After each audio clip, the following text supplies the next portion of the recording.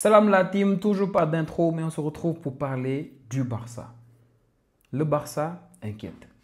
Ce qu'on a vu aujourd'hui face à Leganés, ce qu'on voit récemment du Barça, c'est devenu inquiétant.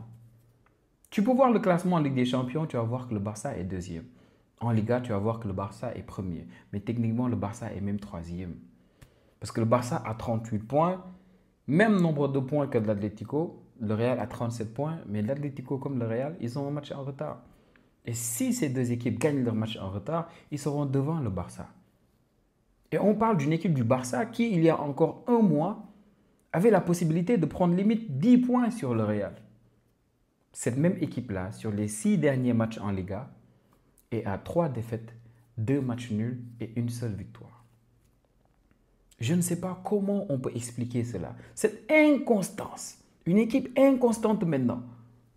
Tu ne comprends pas. Et c'est une équipe qui sort d'une victoire extraordinaire au Signal Iduna Park. 3-2, match exceptionnel contre Dortmund.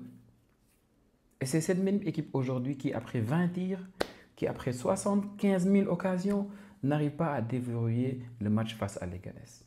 Et ironie du sort, le Barça joue la plupart de ses matchs à l'extérieur depuis le début de la saison parce qu'ils ont prévu de jouer à partir de mi-février au Camp Nou. Maintenant, quand on pense à jouer ces matchs à domicile, c'est qu'on sait qu'à domicile, il y a déjà notre public, et des fois qui nous motive beaucoup plus. Il y a aussi le fait qu'on a plus de repères à domicile. Mais à domicile, déjà au Montjuïc, le Barça a perdu contre Las Palmas, le Barça a perdu aujourd'hui contre Leganés. À quoi bon finalement? À quoi bon? À domicile, tu donnes des points facilement à des promus. Leganés. On doit revenir au Barça UNICEF. Peut-être. Parce qu'on fait manger tout le monde. On fait manger tout le monde. Leganés, Las Palmas, Real Betis, Celta. On donne des points partout, comme on peut. Et c'est la même équipe qui a battu le Bayern 4-1. C'est la même équipe qui sort d'un match électrique contre Dortmund. C'est la même équipe. Inconstante. Tu ne comprends pas cette équipe. Et aujourd'hui, sur ce match-là, j'ai vraiment envie de déplorer pas mal de choses, mais très sérieusement, c'est surtout le fait de ne pas pouvoir finir les occasions. C'est juste ça qu'on peut reprocher à cette équipe du Barça. Lewandowski aujourd'hui, on peut lui dire 75 000 choses. C'est bien pour ce genre de match-là que la plupart des supporters du Barça et du football pensent que Lewandowski doit répondre à l'appel de l'Arabie Saoudite. Parce que les occasions de but, il les a. Mais il ne les met presque pas toutes au fond. Il est le meilleur buteur de la Liga, le meilleur buteur de la Ligue des Champions. Mais quand on regarde le contenu de ces matchs, on sait que Lewandowski, il peut faire bien plus que tout ce qu'il fait. Et à lui tout seul, il peut résumer l'inconstance du Barça. Le Barça est inconstant. Lewandowski, regardez-le sur le terrain. Aujourd'hui, il y a eu un moment, une passe magnifique de Rafinha ou de Pedri qu'il a eu. Mais le contrôle qu'il arrive à faire, la plupart des joueurs de football ne le font pas. Parce que ça l'aide beaucoup d'avoir cette taille, d'avoir cette précision, mais il récupère la balle, il la pose facilement, mais hop, sur le gardien. C'est exceptionnel. Et aujourd'hui, on a eu un Pedri magnifique. Rien à dire. S'il y avait un seul jour à sortir aujourd'hui pour dire que lui, rien à dire, c'est Pedri. Encore Rafinha aussi, sur quelques ballons, on sait que vraiment, il a été exceptionnel. Mais Pedri, rien à dire. Pedri, tu ne peux rien lui reprocher sur ce match-là. Sur le 11 de départ, on a vu Eric Garcia qui a pris la place de Cubarsí, qui a lui aussi besoin de se reposer. Eric Garcia, il a fait un match correct. Il a fait un match hyper correct. Mais très sérieusement, parlons de Baldé. Je vous l'ai dit il y a quelques matchs, je vous le dis limite tout le temps. Je vous dis tout le temps que le côté faible du Barça, c'est le côté gauche. Pourquoi? Parce qu'offensivement, Baldé, il n'apporte pas grand-chose. Défensivement, ça l'aide beaucoup d'être rapide. Et voilà, il est sur quelques bons coups, tranquille. Mais sinon, offensivement, c'est compliqué. Regardez-le aujourd'hui. Il fait un centre magnifique en première période. On le voit sur Rafinha, mais c'est tout. Tout le reste, il a raté ses centres. Pour tout le reste. À un moment donné, il se projette, il est au milieu, mais il pousse la balle prend 3 mètres. Et lui, il doit faire toute la course, mais c'est compliqué. Ok, tu es rapide, peut-être c'était son 5e match, je ne sais plus, mais exceptionnel. Comment tu fais à ne toujours pas pouvoir savoir comment bien doser tes passes, comment bien doser tes courses? C'est exceptionnel ce qui se passe avec Baldé. Koundé ne doit pas être un meilleur latéral offensif que Baldé. Koundé ne peut limite pas. Aujourd'hui, Koundé, j'ai envie de dire qu'il fait un excellent match, mais naturellement, il nous rate tellement de choses. Oui, c'est un défenseur. Oui, c'est pas un attaquant. Oui, c'est pas logique qu'il mette plein de buts, mais regardez le match d'aujourd'hui. Koundé, il y a 2 ou 3 occasions où tu te demandes comment il joue la balle.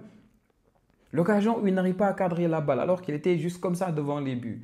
Le penalty qu'il y avait sur lui qu'on ne siffle pas, il aurait pu mieux jouer le coup. Ce qui fait le plus mal, c'est que non seulement tu as une équipe qui est inconstante, une équipe qui naturellement n'arrive pas à enchaîner des résultats corrects et cohérents, mais c'est la même équipe qui malheureusement a toujours des problèmes d'arbitrage.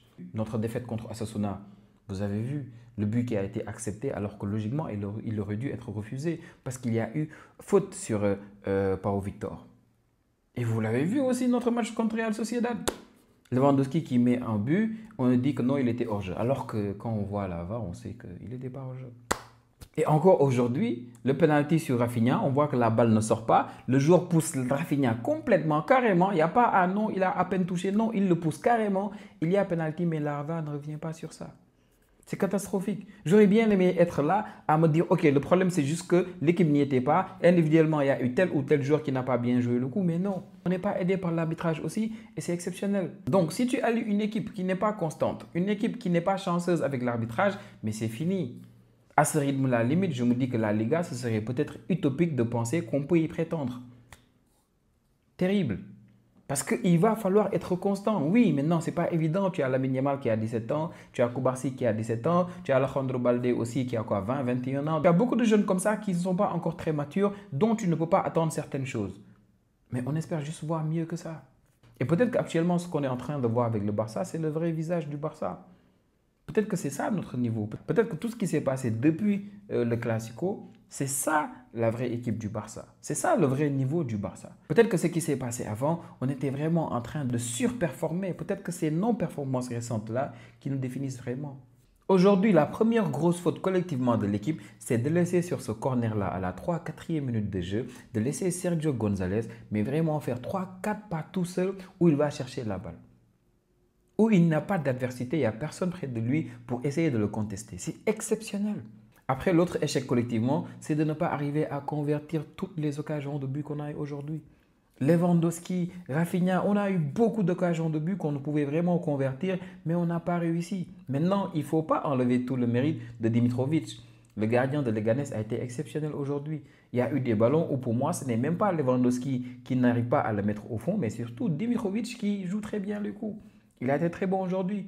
Sergio González aussi qui a mis le but de Leganés. À un moment, en fin de match, il a été top défensivement. Donc Leganés, ils sont restés vraiment dans leur principe. C'est qu'ils ont mis leur bloc bas, ils ont eu leur but très tôt dans le match et ils ont mis leur bloc bas. Tout le match, ils ont essayé de tuer le temps. Ils ont gagné du temps par-ci, par-là. Moi, en première mi-temps, je pensais vraiment qu'on allait avoir peut-être 10 minutes de temps additionnel, tellement ils étaient tout le temps au sol. Et en deuxième période, c'était pareil. Ils sont restés bien bas, ils essayaient de profiter des contres. Ce qui est drôle, c'est qu'on a un XG exceptionnel parce qu'on a eu beaucoup d'occasions de but qu'on aurait pu convertir. Mais ce qui est drôle aussi, c'est que les Ghanais, je pense qu'ils ont eu peut-être plus de tirs cadrés que nous en deuxième mi-temps. C'est une équipe qui aujourd'hui a eu quelques coups et sur ces coups-là, ils en ont profité pour essayer de bien tirer, bien jouer le coup. Et ils auraient pu nous piéger, ils auraient pu, sur des transitions bien jouées en deuxième période aussi, avoir un deuxième but. Donc, c'est le scénario de match parfait quand tu joues contre une équipe promue qui est beaucoup plus faible, mais qui voit le match qui va dans son sens. C'est-à-dire l'équipe là met un but très tôt dans le match, se regroupe et joue très bien le coup. Et aujourd'hui, ça suffit pour vraiment tuer cette équipe du Barça qui maintenant a l'Atlético comme prochain match. C'est ça qui est drôle parce que l'Atlético actuellement, ils sont sur une très bonne série. Je pense qu'ils ont gagné leurs 5 ou 6 derniers matchs. Ça fait je ne sais plus combien de matchs qu'ils n'ont pas perdu. Donc, le challenge est là pour le Barça. Et Hansi Flick, aujourd'hui, je n'ai pas grand-chose à lui reprocher. Peut-être une seule chose, c'est le fait d'avoir laissé Lamine Yamal sur le terrain. Sa cheville a tourné. Il a même demandé à sortir avant la mi-temps. Ça se voyait qu'il forçait. Qu'importe ce qu'il dit, il faut le protéger. On ne le laisse pas jouer jusqu'à la 70-75e minute. Ça n'a pas de sens. C'est limite pour aggraver sa blessure. C'est un jeune qui a 17 ans. On sait que c'est lui limite l'indispensable offensif de cette équipe-là, mais naturellement, on ne le force pas. S'il y a moyen de le reposer, on le fait. S'il y a moyen de voir qu'il est blessé et vouloir le sortir pour le préserver, on le fait, mais systématiquement, on n'attend pas. Et aujourd'hui, j'espère vraiment que la blessure de Yamal ne va pas être très grave. J'espère vraiment qu'il ne sera pas éloigné 2 ou 3 semaines, parce que ça va montrer que Hansi Flick aurait dû le sortir beaucoup plus tôt quand il l'a vu demander à sortir ou quand il l'a vu se plaindre de sa cheville. Donc aujourd'hui, c'est une équipe du Barça qui déçoit de plus en plus. C'est une équipe qui est inconstante. C'est une équipe qui, depuis le début de la saison, n'arrête pas de vaciller. Et on va voir ce que ça va donner samedi contre Atlético de Madrid. S'ils sortent un gros match, ça veut dire que ce Barça-là est vraiment incohérent. Donc, c'est tout pour le débrief de ce match-là, les amis. On se revoit dans la semaine pour parler football. N'hésitez pas à vous abonner, s'il vous plaît. N'hésitez pas à commenter pour me donner vos avis. On en discutera dans les commentaires. Merci la team et à la prochaine vidéo.